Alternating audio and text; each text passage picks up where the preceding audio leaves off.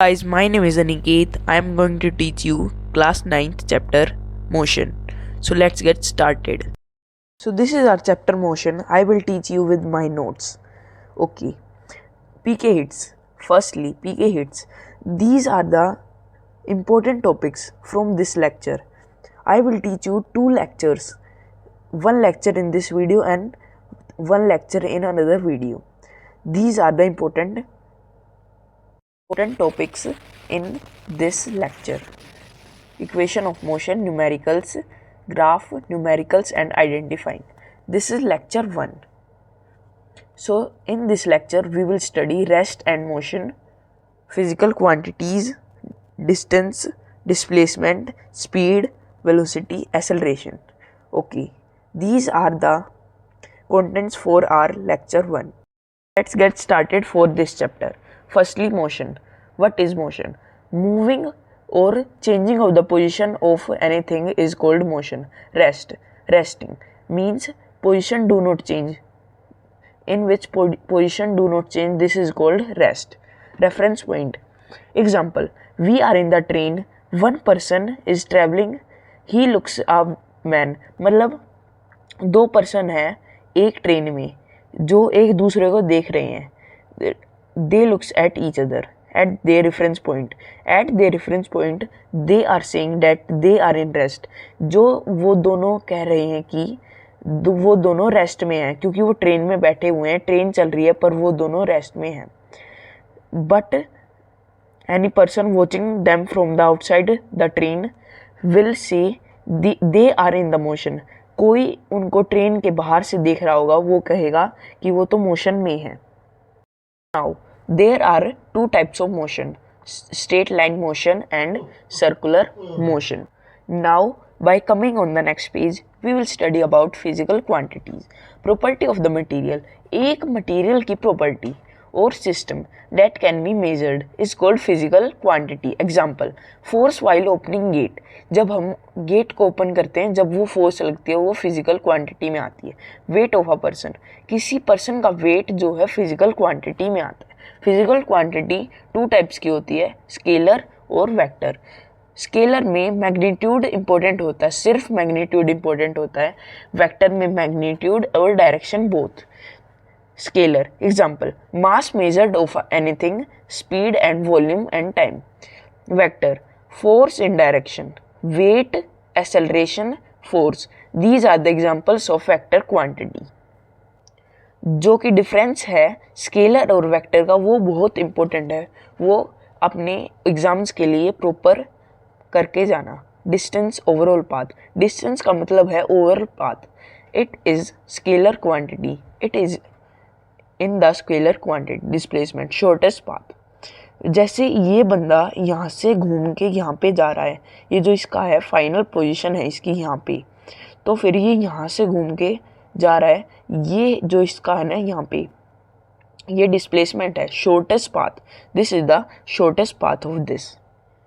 So now on the next page, the shortest straight line distance from the initial to the final position of an object along with the direction is called displacement.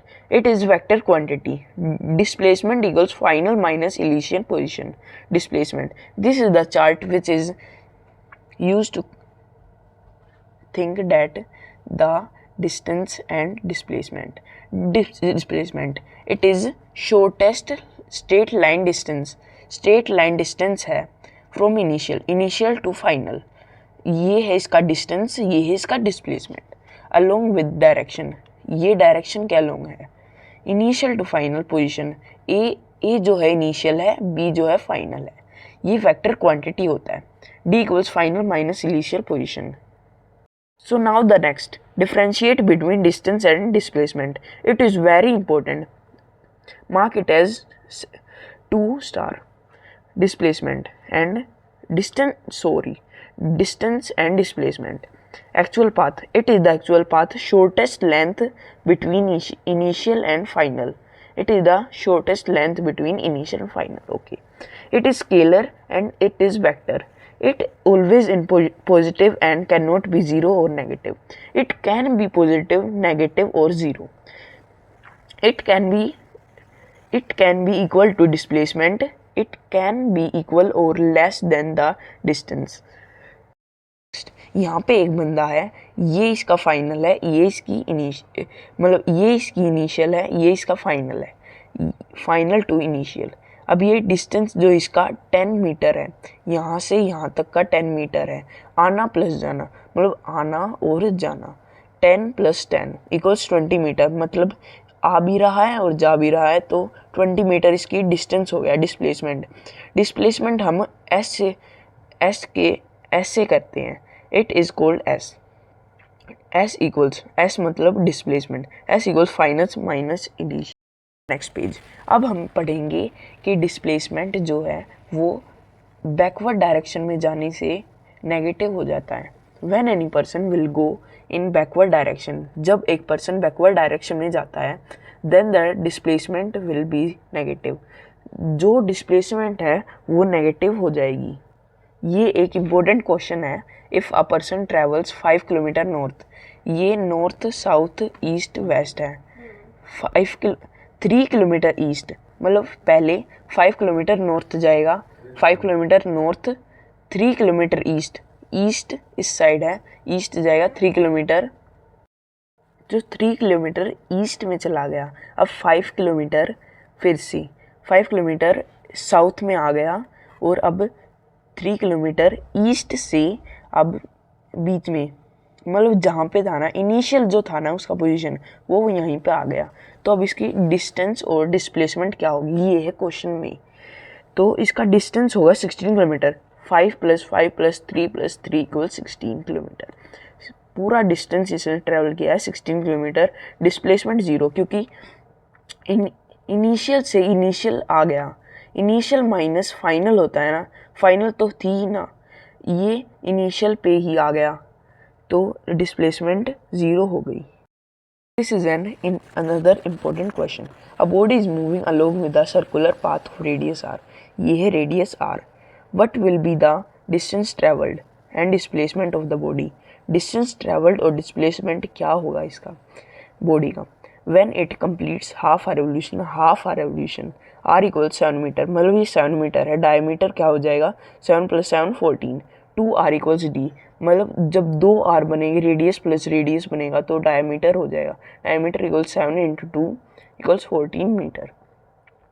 इसका formula था 2πr था इसका formula, plus by 2 कर दिया तो ये πr रह गया, = 22/7, पाई की वैल्यू 22/7 × 7, 7 मतलब रेडियस, 7 से 7 कट गया, 22 बच गया, 22 मीटर आ गया आंसर।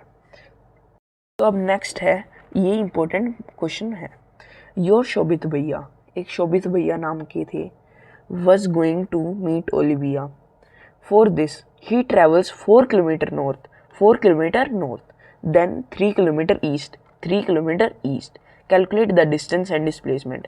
Distance तो हो गया 4 + 3 हो गया इसका डिस्टेंस। और डिस्प्लेसमेंट निकालने के लिए ये शॉर्टेस्ट पाथ है स्ट्रेट लाइन में, तो ये जो है ना हाइपोटेन्यूस हो गया। हाइपोटेन्यूस के लिए बाय पाइथागोरस थ्योरम इसको सोल्व करते हैं। h2 =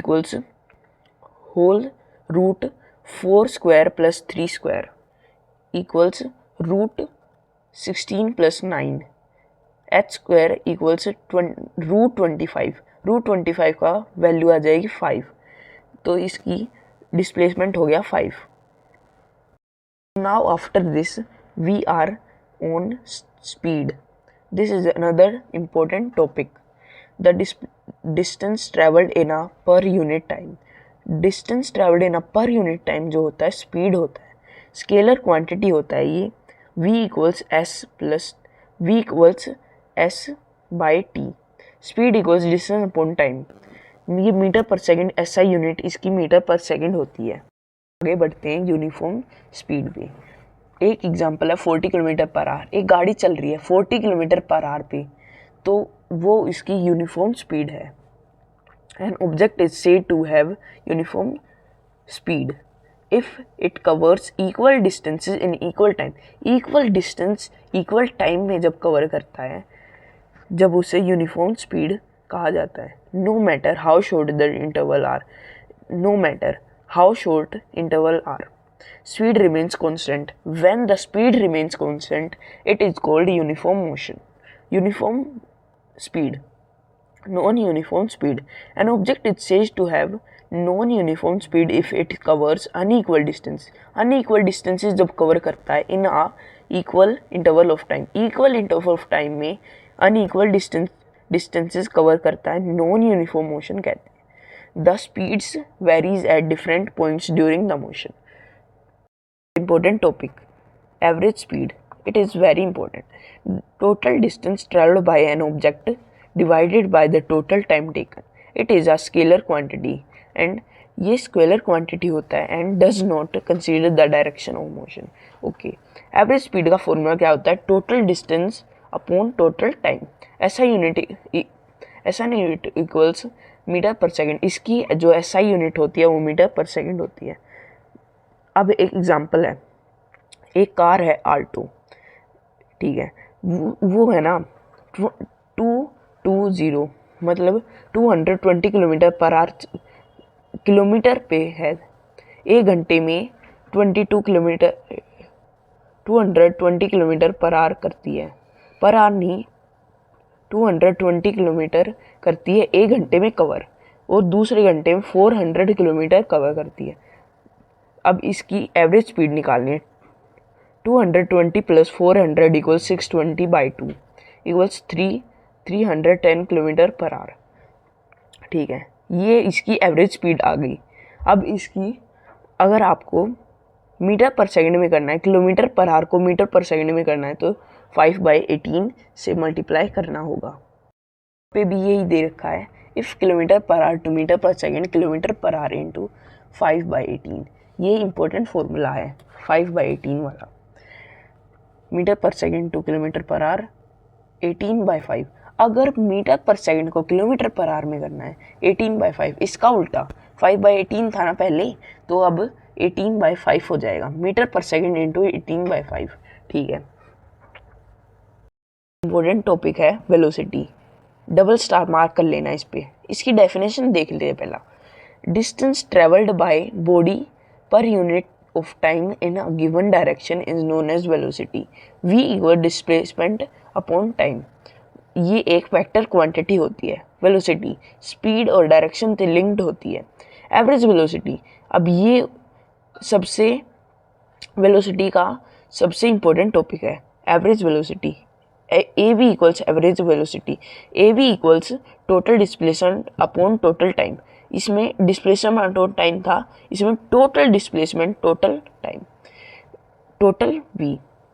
ऐसा unit equals metre per second. Average velocity equals U plus V/2. It is also important. Differentiate between speed and velocity. It is very important. Please marked as 2 star. Speed and velocity. Let us tell about this. Rate at which a distance is covered by object. इसमें rate at which an object changes their position in a direction. It is scalar, it is vector. Indicates how fast an object is moving. It indicates how fast the object is moving along with its position. It may never be zero, it may be zero, positive or negative. इसका formula क्या होता है? Speed equals distance upon time. V equal displacement upon time. Acceleration, ये एक another topic है. Rate of change in the velocity of an object with respect to time. With respect to time, it indicates how quickly an object's velocity changes, either in magnitude, direction, or both. It is vector quantity. Acceleration equals V minus U on T. इसकी जो SI unit है metre per second होती है. एक और important है, इसकी जो SI यूनिट में होती है metre per second square. Always metre per second. Graph questions, it is very important, most important topic in this chapter. Graph. Let me check first graph. It is distance time graph. This is y axis, this is x axis. x-axis distance, y-axis distance and x-axis time. Okay, this is slope. Slope tells y upon x, d upon t, displacement upon time. Straight line tells about the uniform motion. Uniform motion के बारे में बता रही है क्योंकि ये slope है, ये स्पीड, ठीक है. सेकंड है रेस्ट. जब डिस्टेंस, ये है डिस्टेंस टाइम ग्राफ. ये जब ऐसी लाइन होती है rest, it tells about rest. Third graph v, velocity time graph. This is slope. इसकी ये क्या होता है, v अपॉन टी, मतलब v upon T, y upon x, v upon T. v upon T को एसेलरेशन, हमें पता है कि v अपॉन टी जो होता है हमेशा एसेलरेशन होता है, मतलब यूनिफॉर्म एसेलरेशन, ठीक है. This is the another level of graphs. In this we are given with area. Velocity time graph है, एरिया ऐसा, ये मतलब ग्राफ है, इसका area tells y and x axis multiplication. जब भी एरिया हो y और x एक्सिस का मल्टीप्लिकेशन होगा. Area equals y into X, y into X मतलब v into T. Area equal displacement, ठीक है. एक्सेलरेशन टाइम ग्राफ, ये जो है एक्सेलरेशन टाइम ग्राफ है. एक्सेलरेशन टाइम ग्राफ, ये एरिया है. एरिया हमको पता है y into x axis a upon T. Area equals velocity. a equals change in velocity upon T. Change in velocity equals a into T. इसका मतलब है area जो है ना वेलोसिटी के बारे में इंडिकेट कर रहा है. a into T equals velocity. ये जो है ना साइन, ये आपने पहली बार देखा होगा, ये चेंज का साइन है, ठीक है. This is the last in graphs. We will do the more graphs in lecture 2. Uniform motion, velocity remain same. In the uniform motion velocity same रहती है. यूनिफॉर्म मोशन, कुछ लोग ऐसे कहते हैं कि यूनिफॉर्म मोशन जो है इक्वल होती है सर्कुलर मोशन के, पर ये बिल्कुल गलत है. यूनिफॉर्म मोशन बिल्कुल भी इक्वल नहीं होती सर्कुलर मोशन की. जब वेलोसिटी सेम होती है एक्सेलरेशन ज़ीरो हो जाता है. Acceleration equals v minus you upon T. a equals zero when velocity is same. When the velocity is same a equals zero. Level 2. This level is much harder than that. In this graph, velocity time graph, acceleration is uniform. Velocity increases. When acceleration equals zero. When velocity increases, acceleration equals zero always. Then it will be uniform motion. ये uniform motion होगा अगर acceleration zero होगा. But in this acceleration is not zero. Acceleration जो है zero नहीं है, तो ये नॉन यूनिफॉर्म मोशन होगा. ये नॉन यूनिफॉर्म मोशन होगा अगर एक्सेलरेशन ज़ीरो नहीं है. This acceleration topic is last in this lecture but not the least. In this acceleration these are three: positive, negative, zero. Negative is also called retardation. The negative acceleration, मैं इसका example बताता हूँ. जब हम car के break लगाते हैं तो जो एक्सेलरेशन है वो नेगेटिव में चली जाती है. द नेगेटिव एक्सेलरेशन और declaration of object which occurs when its velocity decrease over time. जब वेलोसिटी डिक्रीज करती है ओवर टाइम पे, it indicates a reduction. Reduction होता है स्पीड में, माइनस में चली जाती स्पीड. स्पीड माइनस में नहीं जाती, मतलब रिडक्शन होता है. जैसे 20 किलोमीटर पर आवर पे थी, 10 किलोमीटर पर आवर पे आ गई, रिडक्शन हो गया. Slow down in motion, slow down हो जाए तो मोशन. रिटार्डेशन का क्या फॉर्मूला होता है अगर निकालना हो तो? Change in velocity upon time take. Example, if 220 kilometre per hour changes to 20 km per hour in 1 hour. 20 minus 220 by 1 equals minus 200. Always when we calculate the retardation, it will come in negative. only comes in negative. When acceleration value comes in negative, it is called retardation. When acceleration, always acceleration, when the value comes in negative, it is called retardation. So this was the last topic for this chapter. Note the chapter. This is last topic for this lecture. So bye bye. Stay safe and study hard.